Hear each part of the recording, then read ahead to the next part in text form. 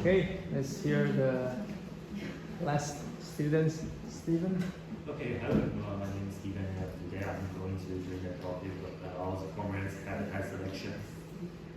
Okay, so let's begin with the background of this study. When wetland ecosystems are characterized by high heterogeneity, meaning that different wetland environments vary significantly in whatever hydrology, vegetation, and other factors. Also, wetland landscapes compositions may influence habitat use and movements of migratory waterbirds like cormorants, being important factors of habitat selection. And this variation mentioned former influence the habitat of migratory waterbirds, particularly during their non-breeding periods, when their energy and habitat requirements are critical, given that the non-breeding period is essential for subsequent breeding and population replenishment. Okay, isolated wetlands rarely contains sufficient resource for individual waterbirds to meet energetic requirements within a dynamic annual cycle. So, understand cormorants' habitat selection through landscape during non-breeding season is vital for landscape conservation planning. And past research often assumes that areas with high bird numbers indicates good habitat qualities, but these assumptions can be too simplistic, overlooking the influence of landscape composition on habitat quality. Okay, so there's about 36 species of cormorants worldwide, with 3 species recorded in Taiwan: the great cormorants, and the Japanese cormorant, and the pelagic cormorants. And great cormorants have 2 subspecies in Taiwan, and one is Sciences and another is Anidic. And Sciences mainly distributed in Eurasia, and Anidic is endemic to East Asia. And some ornithologists classified Anidic as a subspecies of Sciences. And in Taiwan, cormorants are common winter visitors, with a few small resident population in some areas. And the following is cormorant habits. The great cormorant is a high gregarious birds, which means they're usually getting together, exhibiting communing, foraging, and nestling and roosting behaviors. And also, they are really opportunistic foragers, depending on the presence of easily caught and abundant fish. That means they didn't really choose what they eat. They're just eating every kind of fish, from 3 centimeters to 40 centimeters. And also, they have a pretty little times for foraging in the winters, for about 1 to 4 hours per day for foraging. Others time they're just for training, loafing, and roosting. They really have a really chill life, even more than suburban people. And the cormorants are central place foragers. Their roost and colonies tend to be spread out regularly in the landscape in order to optimize the balance between the energy expended in flying to foraging sites and their energy gain through foraging.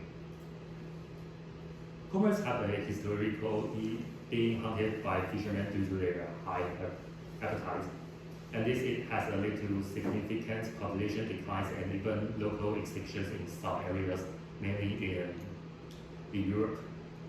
But due to this, there are several factors. The population will go very soon.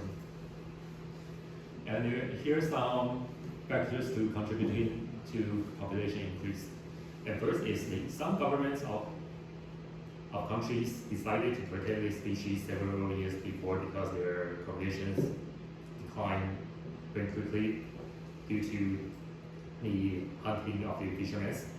And the second is the discontinuations of the use of DDT and other harmful chemicals. And cultural eutrophications and intensive fisheries increase the availability of food resources. Having high adaptability, deterring eating every small enough fish species and can live in several kinds of habitats.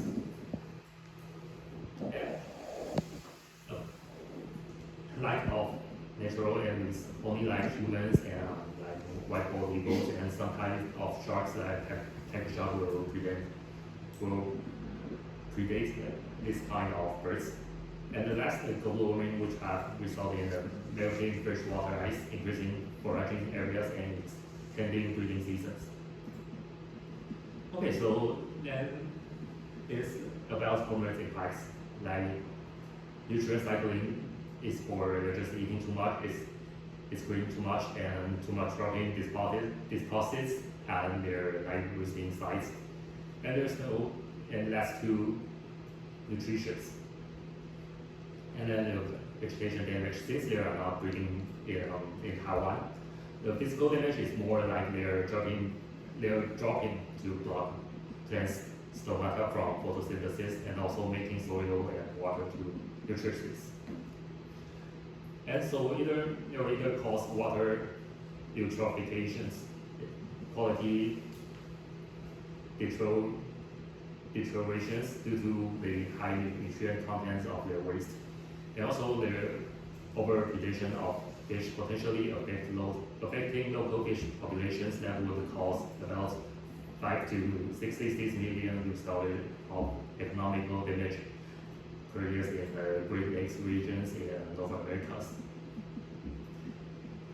And also the fishery losses due to the direct consumption of the fish stocks and potential disease transmissions between birds and also to humans not very sufficient. And this part is not, we didn't have a very sufficient research. We can show that the cormorants are the potential carriers of NDB1s, which could cause a disease called Newcastle disease, which is very fatal infectious disease in aliens. And our research objects is to analyze the habitat utilization patterns of great cormorants in outdoor wetlands and identify key landscape factors affecting habitat selection, and trying to develop an landscape ecology-based predictive model for habitat selection to inform conservation and management strategies. And this is our study site. And in previous investigation, we found that the cormorants mostly like about more than 90% of assemblage roosting in the mark sites in the west and south side. And also a very, very small population was distributed here. And maybe in another forest we altogether, but we didn't really know. Okay. And for our data source, we are using satellite imagery. For example, we could use that Sentinel-2 and Landscape 8. And for Sentinel-2, which featured Taiwan once each 5 days. And their data are open and accessible and can be collected from big GIS platform. So yeah, so we can just very easily to get their data. And also we're having some field surveys. Okay, so landscape variables we will choose for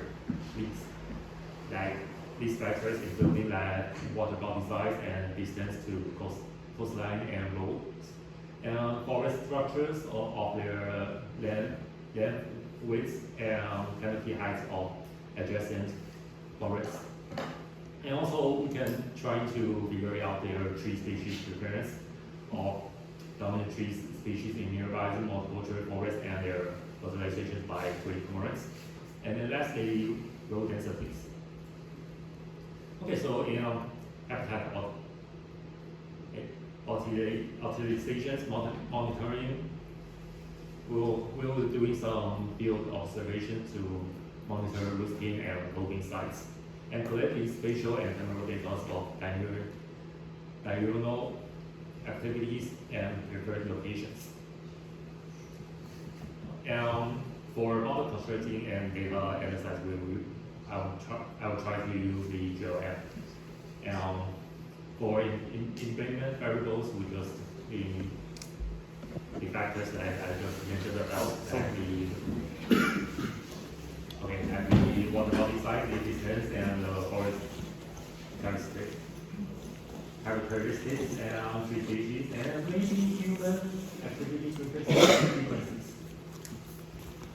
And in spatial temporal analysis, we just authorize ArcGIS trying to create the two types of activity hotspots and examine spatial relationships between foraging and roosting sites and identify neural patterns. Okay, so we are using to analyze models using AIC and predictive accuracies with RC first. And maybe we will have some external disturbance factors like the influence of the northeast monsoon, because they may favor the wind sheltered areas of roostings. And since we know that there was the wind is a very important factor when another kind of cormorants and red-necked cormorants, they're choosing their breeding sites. And the second is the impact of military activities, because the nearby military exercise may produce noise and some other disturbance. And here is our expected result that we may know the key factors through this kind of experience. And also their spatial temporal patterns to maybe we will know that they're very likely to show their concentrated distribution with the preference for an area near large water bodies and adjacent forests.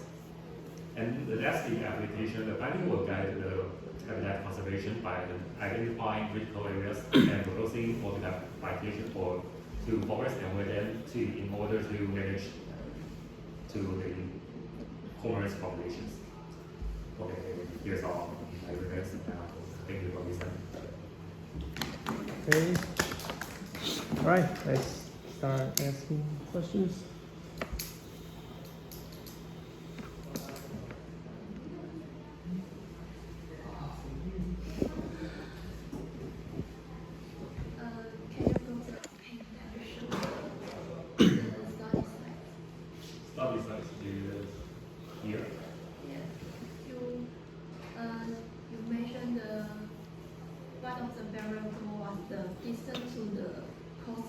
Yeah, the coastline. And the unit is the kilometer, but I wonder if those three sites they seem like they have the maybe similar distance to the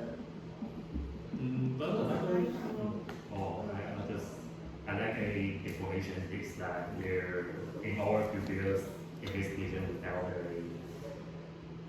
quite interesting facts like the populations which roosting in these areas, their origin site is about at the north. And the population in the south side was just foraging in the south. So I think the factors is more like the foraging distance for these populations, because since now we didn't know why they're just going to east or this population why this population wants trying to roost in these areas. Maybe there are just no suitable trees for them, or not factors that this is what we still didn't know now. So we're just trying to find it out.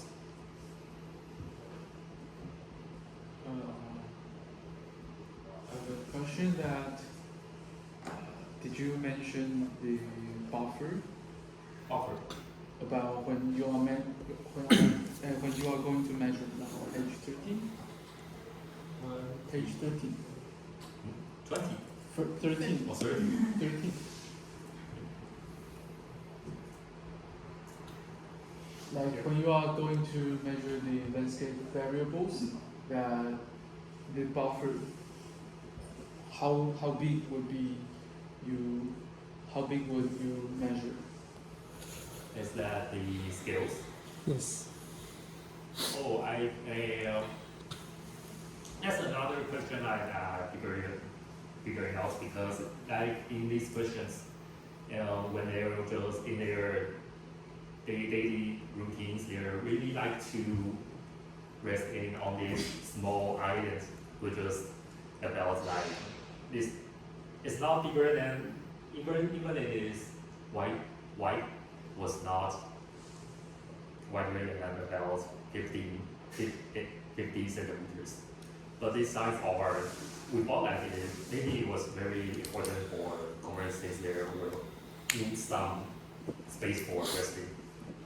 So I think we were just trying to maybe try two kinds of scales, like one is about 50 to 50 centimeters, and another Centimeter? yes, centimeters. So The size may be important, but that may be really tricky. So maybe for loafing and losing size, we need to using bigger scales to try to analyze their habitat preference. Back to 13, page 13. So my question would be like row density. That would how big would you measure like the row density about all the output? The row density is more like the forest part, like here, but maybe row density was not a very good indicators in these kind of areas. Yeah. Another part is to using the car frequencies. They maybe like using I don't know what the combination, like using the 红外线计数器, at least kind of tools to measure how many cars will pass the days through their habitats.